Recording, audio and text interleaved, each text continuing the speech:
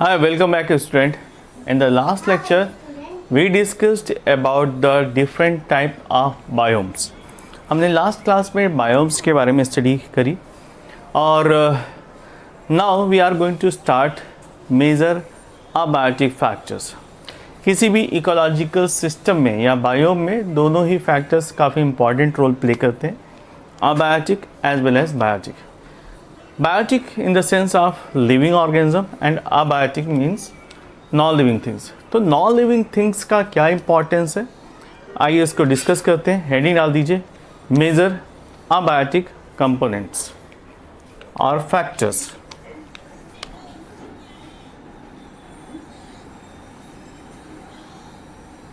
Major abiotic factors.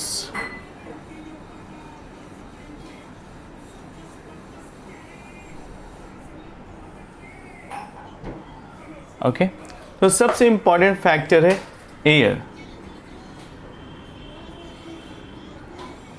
Air, what is air? Actually it is found in the atmosphere. तो इसी को हम atmospheric air भी कहते हैं. And this air contains several kind of gases like nitrogen, oxygen, carbon dioxide, argon and traces of components. Okay, so these are certain gases which is found in the environment. इनमें से सबसे ज़्यादा quantity में पाई जाती है nitrogen, and the nitrogen range is about to 78.8%. Approximately इतना percentage पाया जाता है, यानी that is the maximum. And the oxygen is found about, oxygen का रेशियो कितना है? इट इज़ अबाउट 20.92, जिसको हम रफली 21% कहते हैं, और 79% के आसपास नाइट्रोजन. ओके, तो ये दो मेजर कंपोनेंट है हमारे एटमॉस्फेयर के. उसके बाद कार्बन डाइऑक्साइड. जो कार्बन डाइऑक्साइड का रेशियो है ये आता है करीब 0.033%.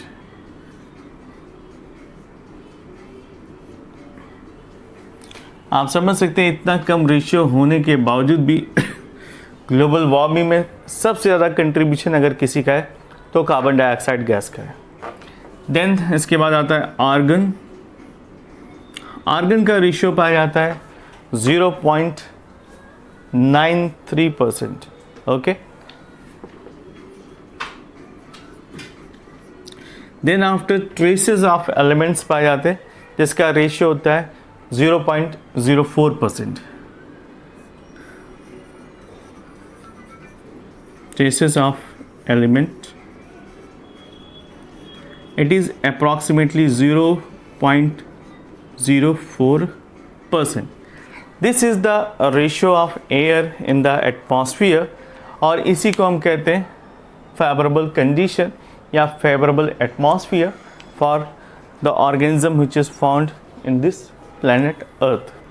Okay? जब भी हम किसी से बात करते हैं कि भाई किसी और प्लैनेट पर लाइफ क्यों नहीं पाई जाती, तो सबसे पहला क्वेश्चन ये दिमाग में आता है हमारा एटमॉस्फेयर. वहाँ पर एटमॉस्फेयर नहीं है, दैट इज़ वाई वहाँ पर लाइफ एग्जिस्ट नहीं करती. It is true somehow because we are thinking as per our requirement, but we don't know what is the requirement of another organism. वहाँ पर जो ऑर्गेनिज्म पाए जाते हैं उनकी रिक्वायरमेंट अलग हो सकती है, right. So that is the ratio which is found in the earth. पृथ्वी का जो रेशियो है वहाँ पर एटमॉस्फेरिक गैसेस इस रेशियो में पाई जाती हैं, राइट.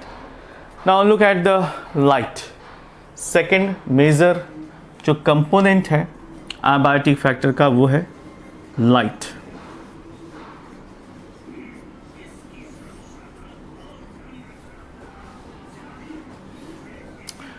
Light का क्या रोल है? The atmosphere get enormous light from the sun because the sun is the ultimate source of energy. जो हमारा सनलाइट है वो अल्टीमेट सोर्स है एनर्जी का जो पृथ्वी पर in the form of radiation. So let's see how the solar radiation can be divided. Solar radiation में जितने वेवलेंथ आते हैं हम उसको सेग्रीगेट कर रहे हैं। तो यहाँ पर आप देख सकते हैं कि जो हमारे विजिबल रेंज में आती है वो आती है 400 नैनोमीटर से लेकर 700 नैनोमीटर की वेवलेंथ, 400 से लेकर 700 नैनोमीटर। ये वेवलेंथ हमारे लिए विजिबल रेंज में आती है। इसको हम देख सकते हैं और अंडरस्टैंड कर सकते हैं, राइट? ओके, यहाँ पर आपको जो दिखाई दे रहा है ये है एक्स रेज,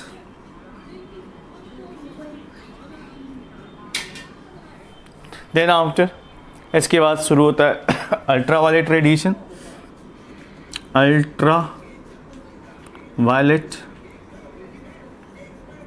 अल्ट्रावायलेट इसके बाद से जितनी भी वेवलेंथ आती है 700 नैनोमीटर के बाद उनको हम रखते हैं किस में, इंफ्रा रेड जोन में, इंफ्रा रेड।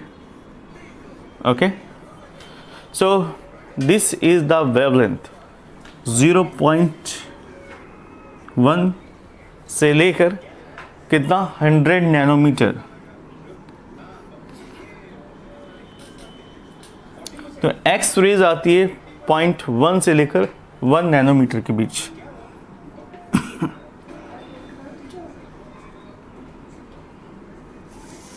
ठीक है, और 1 नैनोमीटर यानी अगर यहाँ से देखें एक पतली रेखा है इनके बीच में,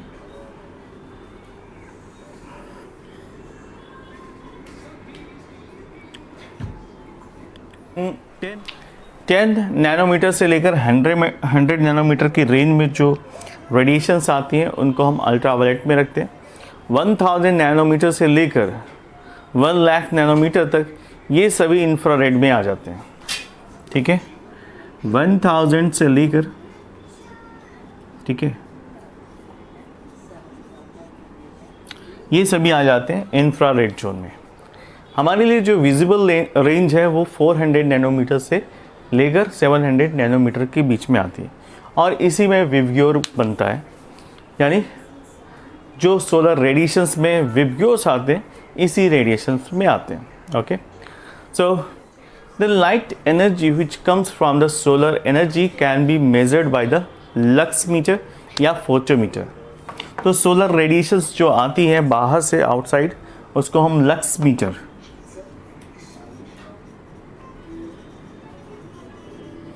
या फिर फोटोमीटर से नापते हैं। It is a measurement unit. Okay, and the solar constant is the solar radiations of the wavelength of light of visible spectrum. और जो सोलर कांस्टेंट है एक्चुअली वो रेडिएशंस जो हमारे विजिबल रेंज में आती हैं, ठीक है, 400 से लेकर 700 नैनोमीटर, और उसी को हम फोटोसिंथेटिकली एक्टिव रेडिएशन भी कहते हैं।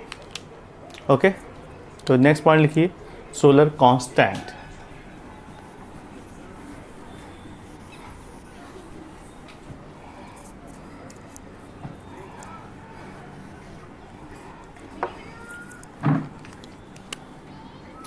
Solar constant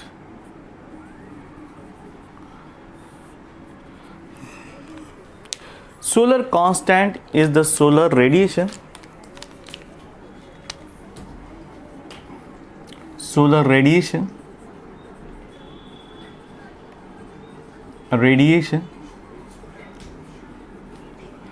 which comes under the visible light, जिसको हम सोलर रेडिएशन कहते हैं। वेवलेंथ किसके और किसके बीच में पाया जाता है, 400 to 700 नैनोमीटर। ठीक है, solar radiation of light which comes under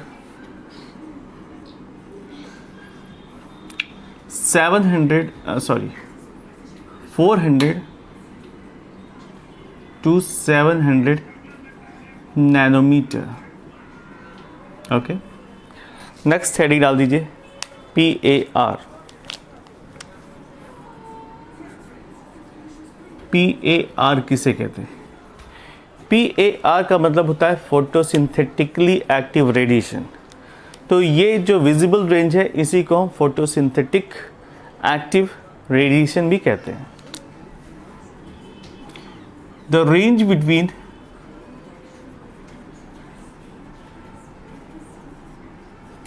400 to 700 nanometer is also considered as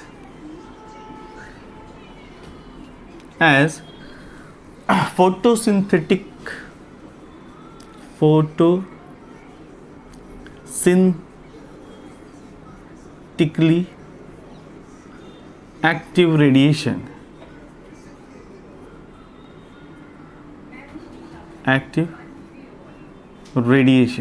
Okay,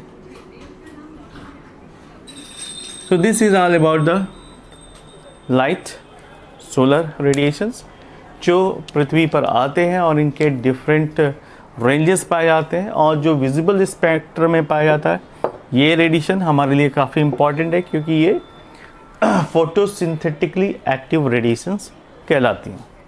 Okay. Now let us discuss about some other radiations which is harmful not only the plants but also the animals. तो यहाँ पर आती है ultraviolet radiations. Ultraviolet radiation भी अलग अलग wavelength में आती हैं, इनको A-B-C से डिफाइन करते हैं। तो अल्ट्रावायलेट रेडिएशन, फर्स्ट लिखते हैं अल्ट्रा वायलेट ए रेडिएशन। जो अल्ट्रा वायलेट ए रेडिएशन पाई जाती है उसकी रेंज होती है 320 से लेकर 400 नैनोमीटर के बीच। कितनी होती है? It is approximately 320 to 400 nanometre. और ये हार्मफुल तो होती है बट लेस, यानी मॉडरेट हार्मफुल।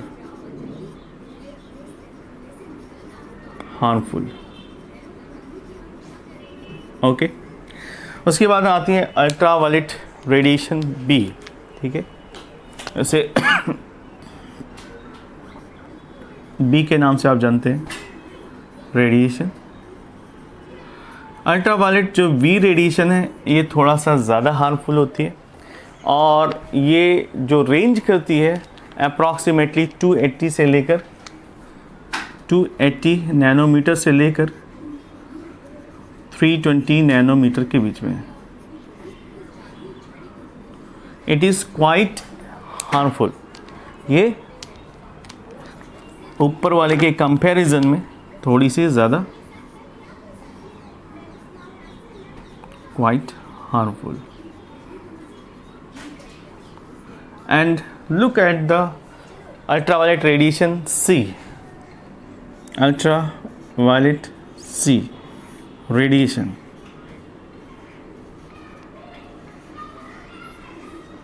ये रेडिएशन रेंज करती है इन बिटवीन 200 to 280।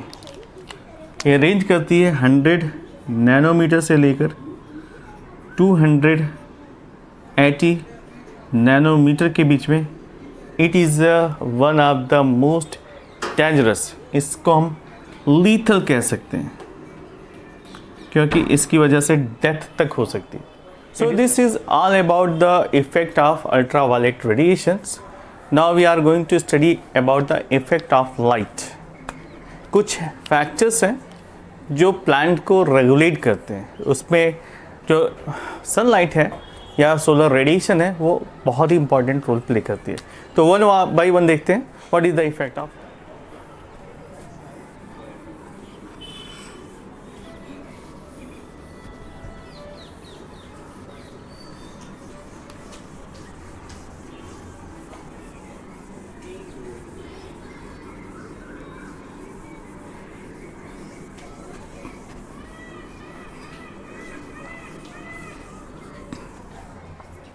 फर्स्ट है फोटोकाइनेसिस, हेडिंग डाल दीजिए, इफेक्ट ऑफ लाइट,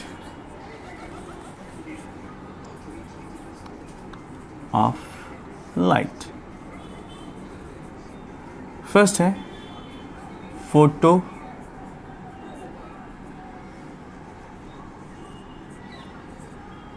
काइनेसिस।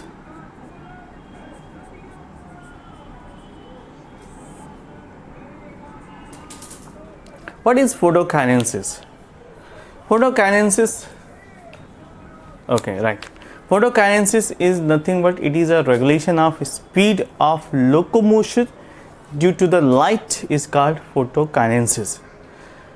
यानी फॉर एग्जाम्पल जो लार्वे पाए जाते हैं, जो मसल्स पाए जाते हैं, क्रैब्स पाए जाते हैं, जब लाइट की इंटेंसिटी ज़्यादा हो जाती है तो इनमें मूवमेंट भी ज़्यादा दिखाई पड़ती है और इसी को हम कहते हैं फोटोकाइनेसिस।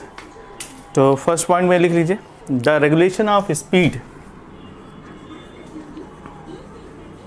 The regulation of speed, okay, in the organisms due to the intensity of light, city of light, okay. Light की इंटेंसिटी की वजह से जो एनिमल्स में लोकोमोशन या मूवमेंट दिखाई पड़ते हैं इसी को हम फोटोकाइनेसिस कहते हैं। For example in the case of larvae, aquatic जो एनिमल्स पाए जाते हैं उनमें खास तौर से मसल्स में, ओके, यहाँ पर आपको इंटेंसिटी की वजह से मोशन इंक्रीज दिखाई पड़ता है, मोशन में इंक्रीजमेंट आ जाता है। नेक्स्ट आता है photo morphogenesis, photo morphogenesis. What is photomorphogenesis?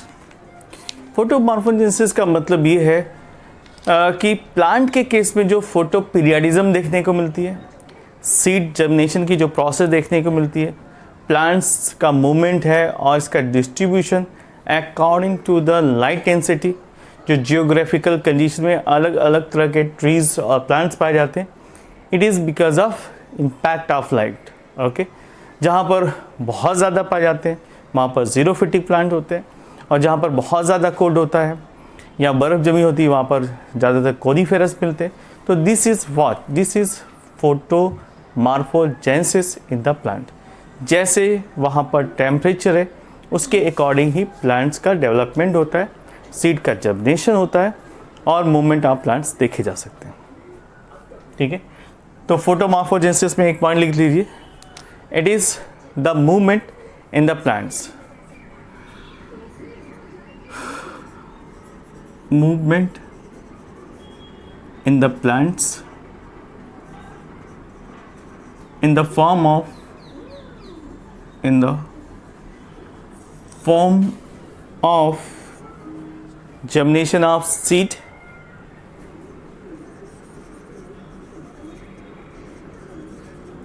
germination of seed. Next point, plant movement, photo periodism,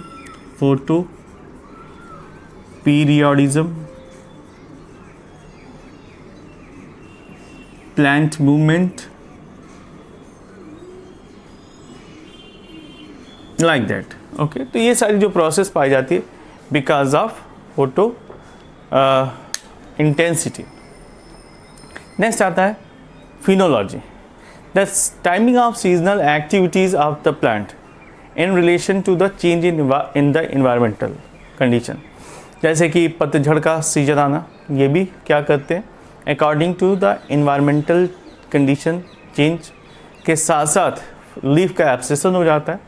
तो phenology is what, it is a timing of seasonal activities of plant in relation to change in the environmental condition. Third, phenology.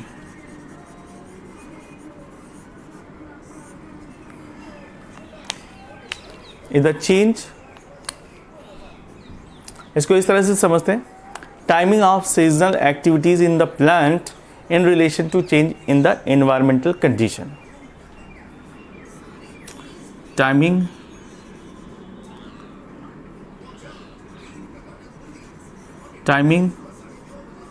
of the change in plant.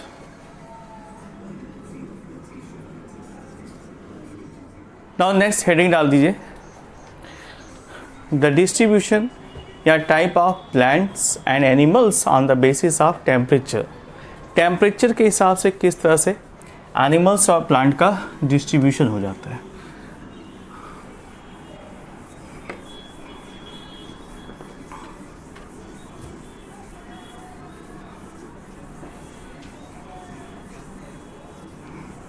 Okay तो heading डाल दीजिए, types of plants and animals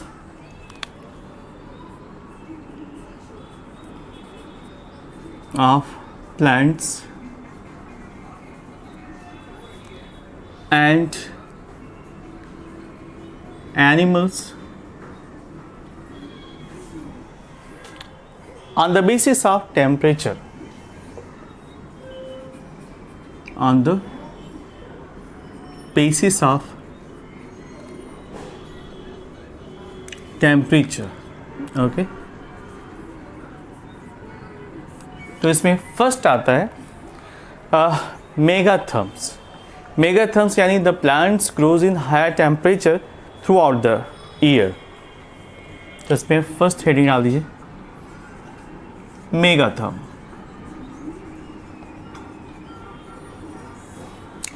Megatherms are those plants which are growing in the high temperature condition. तो वो high temperature के लिए adopted होते हैं और throughout the year they use to grow. Okay लिख लीजिए, the plants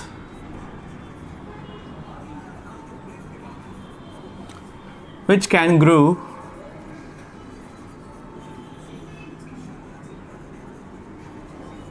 at high temperature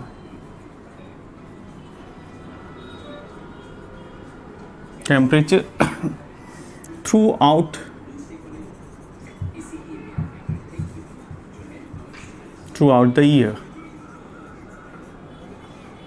Example, इसका एग्जाम्पल क्या है? These are known as tropical rainforest.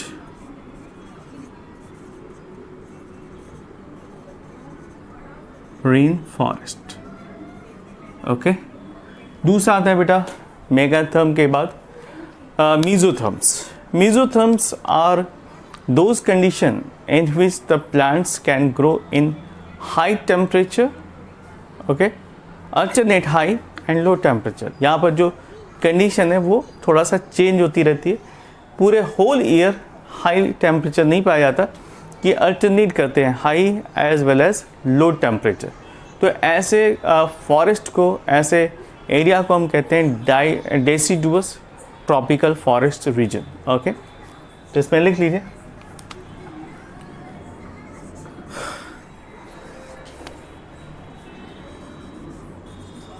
मीजोथर्म।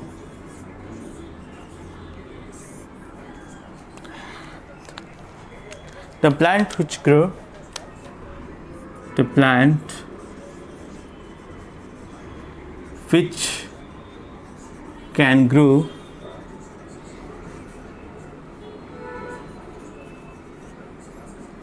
at high and low temperature.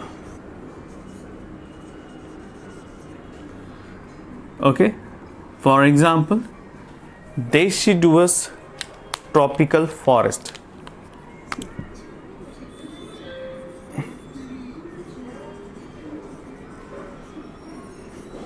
Tropical forest. Okay mesotherm के बाद आते हैं माइक्रोथर्म्स। Third is माइक्रोथर्म। माइक्रोथर्म का मतलब ये है कि जो प्लांट्स ग्रो करते हैं लो टेम्परेचर पे। Okay, for example coniferous forest देख लीजिए, they grow plant that can grow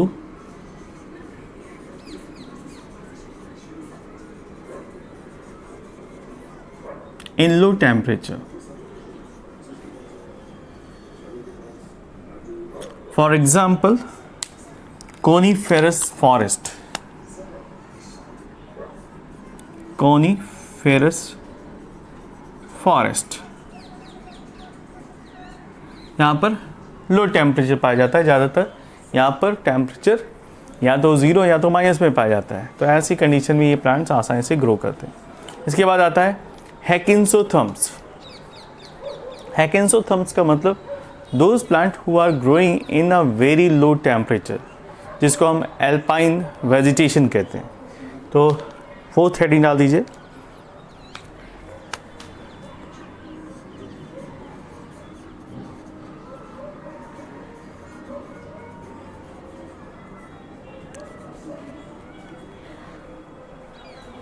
Hecisotherm. Hekisto.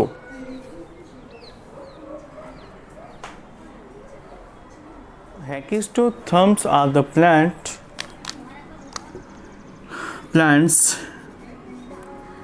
that can grow at very low temperature. इसके एग्जाम्पल हैं एल्पाइन रीजन में जो पाई जाने वाली वेजिटेशन है, alpine vegetation. Okay, so this is all about the distribution of plants according to the temperature. Temperature के हिसाब से किस तरह से कंडीशंस पाए जाते हैं जहाँ पर प्लांट्स ग्रो करते हैं। ओके